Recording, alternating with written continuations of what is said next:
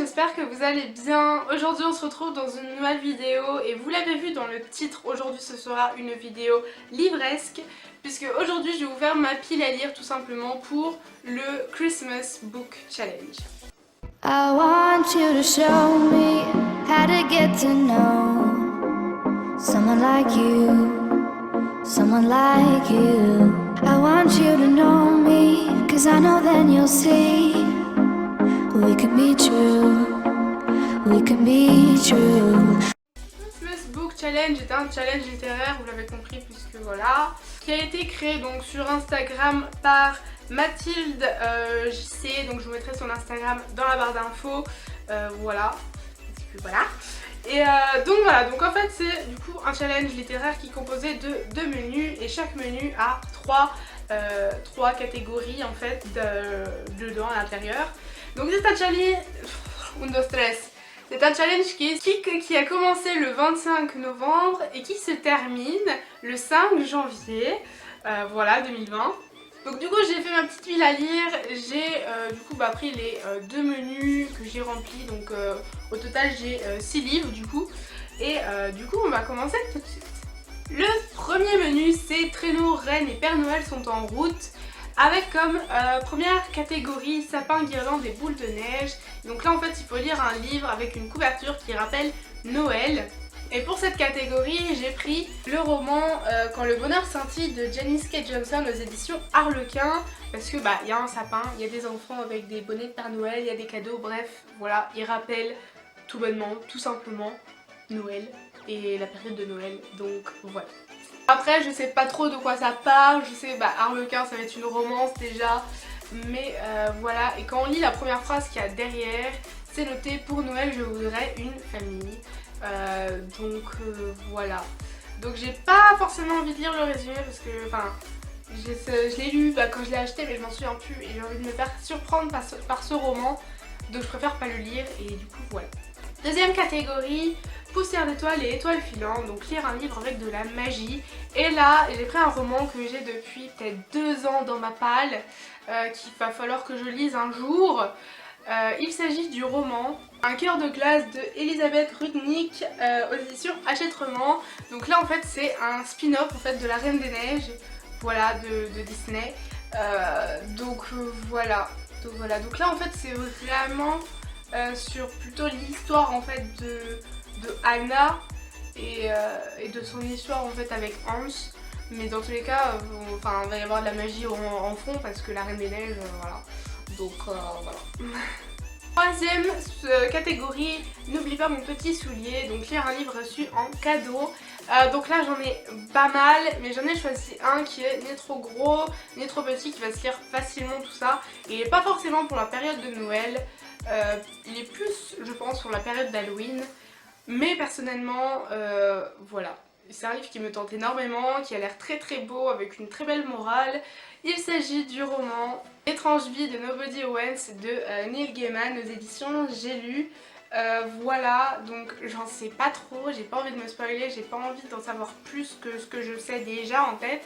Je sais juste que c'est un garçon qui est orphelin et qui est je sais plus, recueilli par des fantômes dans un cimetière ou un truc comme ça. Voilà. En fait il a été recueilli en fait par un couple de fantômes dans un cimetière et voilà. J'ai pas envie d'en savoir plus, mais il a l'air beaucoup trop bien et du coup voilà. Donc pareil, très très hâte de le lire et puis voilà. On passe au deuxième menu qui s'intitule 3, 2, 1, le réveillon de Noël est servi, avec comme première catégorie Dinde au marron et sa sauce au foie gras, lire un livre de plus de 400 pages. Donc là j'ai dû chercher parce que ceux que j'avais de plus de 200 pages, certains je les avais déjà lus, il y en avait d'autres qui me tentaient pas pour le moment et qui m'inspiraient pas trop pour cette période, et j'ai fini par en trouver un qui là pour le coup m'a beaucoup tenté et je sais pas, genre voilà. Beaucoup pensent qu'il est, beaucoup le mettraient plus dans lecture d'été tout ça. Moi perso, je pense que c'est un livre qui peut se lire à tout moment parce que voilà. C'est The Memory Book de Lara Avery aux éditions Lumen. Voilà, pour moi c'est un livre qui peut se lire vraiment à toute période en fait de l'année. Et il fait plus de 400 pages puisqu'il fait... A few moments later. Il fait 447 pages, remerciements compris. Voilà, et donc voilà, donc il fait plus de 400 pages. Et puis je pense voilà que, je sais pas, alors moi pour moi je pense que c'est un livre qui peut se lire vraiment à toute période de l'année. Et puis bah bleu, donc Noël, voilà. Je ne savais pas expliquer pourquoi celui-là, mais c'est celui-là. Deuxième catégorie, c'est doux et sucré comme un sucre d'orge, lire une romance de Noël. Donc là pareil, j'ai dû je pense chercher un petit peu, parce que romances de Noël j'en ai pas tant que ça. Des romances j'en ai, romances de Noël j'en ai pas tant que ça. Mais j'ai fini par trouver et j'ai pris Flocon d'amour de John Green, Maureen Johnson et Lauren Miracle. Donc un roman à 3 voix aux éditions Hachette Roman. Donc c'est un roman qui est super beau, vous le voyez, il est tout holographique et tout. Enfin pas holographique mais un peu en miroir. Donc franchement il est vraiment super beau, c'est vraiment un superbe objet de livre. L'année dernière, ou il y a 2 ans, ou peut-être même il y a 3 ans, je ne sais plus, le temps passe trop vite. J'avais lu l'histoire écrite par John Green que j'avais beaucoup aimé, mais j'avais pas réussi à continuer en fait. Me demandez pas pourquoi, je n'avais pas du tout réussi à continuer à lire les autres. Là du coup je vais essayer de m'y replonger, de me remettre dedans et voilà. Parce qu'en fait du coup c'est 3 nouvelles. Je vais essayer de vous les retrouver. Non, j'avais lu la première de Billy Express. Non, oui, j'avais lu la première en fait de Maureen Johnson et j'avais pas lu les autres pour X raisons. Parce qu'en fait, j'arrivais pas à me mettre dedans. Je pense en fait c'est le fait que du coup ce soit en nouvelle. Donc vous voyez, là vous avez la première histoire, la deuxième et là vous avez du coup la troisième. Et donc j'avais lu la première, donc le Jubilee Express de Maureen Johnson. Et en fait après j'arrivais pas en fait à me mettre dans l'histoire de John Green et j'avais pas tenté du coup celle de Lauren Miracle, mais donc je vais essayer de m'y remettre en fait cette année, essayer de le terminer, mais je sais pas pourquoi j'avais pas réussi à me mettre dedans, mais voilà, donc on va essayer de le finir et puis voilà. Et enfin troisième et dernière catégorie du coup de ce challenge, c'est bûche glacée chocolat nougatine, lire un livre où l'intrigue se déroule en hiver. Donc là j'ai dû chercher longtemps parce que j'ai pas mal de livres quand même qui se passent où il y a une intrigue, mais j'arrivais pas à en trouver. J'ai regardé dans mes Stephen King, donc il faut savoir que j'ai pas Misery, donc déjà rien que ça, voilà. Et après les autres ça allait pas, je me suis dit Carrie, il y a le bal, manque de peau, c'est un bal de printemps. J'ai dû vraiment chercher un bon moment avant d'en trouver un que j'avais oublié que j'avais, hein. Voilà, bravo Laura. Mais au final j'en ai trouvé un. Et c'est Tir à l'aveugle de Jeffrey Deaver aux éditions Les Livres de Poche. Voilà, magnifique accent anglais. Et donc voilà, donc je l'avais dans ma palle. Et je sais plus où je l'ai lu. Je crois que je l'avais trouvé. Il me semble que je l'ai trouvé à une boîte à livres. Donc vous savez les boîtes à livres en fait en libre service en fait qu'il peut y avoir en fait dans les villes. Où du coup en fait vous pouvez amener des livres gratuitement et vous pouvez en prendre gratuitement, bref voilà.